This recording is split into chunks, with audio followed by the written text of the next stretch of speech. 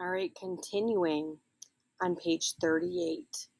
Okay, so there is her bus, and she was already on the bus, told to get off the bus and enter through the back. And at this point, she is indicating how mean this bus driver is. Okay, he didn't take his gun out. I was hardly worth the effort because I wasn't resisting. I just didn't get off and go around like he told me. So after he took my coat sleeve, I went up to the front and I dropped my purse.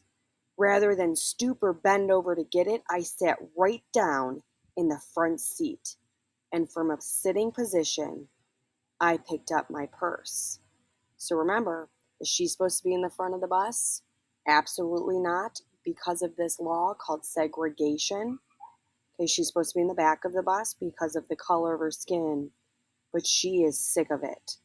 She is not resisting. She sits in the front. He was standing over me and he said, "Get off my bus." I said, "I will get off." He looked like he was ready to hit me. I said, "I know one thing. You better not hit me."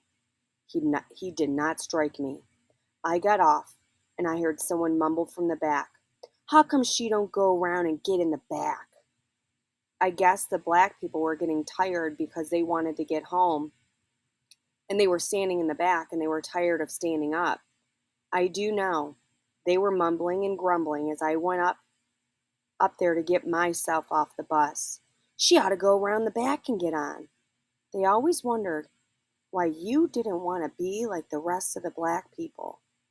That was the 1940s, when people took a lot without fighting back. I didn't get back on the bus through the rear door. Okay, rear means the back. I was coming from work, and so I had already gotten a transfer slip to give the next driver. I never wanted to be on that man's bus again. After that, I made a point of looking at who was driving the bus before I got on. I did not want any more run-ins with that mean one. So I want you guys to take a moment and reflect. So this is a time period of her life. We learn about Rosa Parks' earlier childhood and what it was like to go to school in a one-room schoolhouse. And remember, African Americans like her they only went to school for 5 months versus the whites. They had a nice air conditioning building. They had heat in the winter.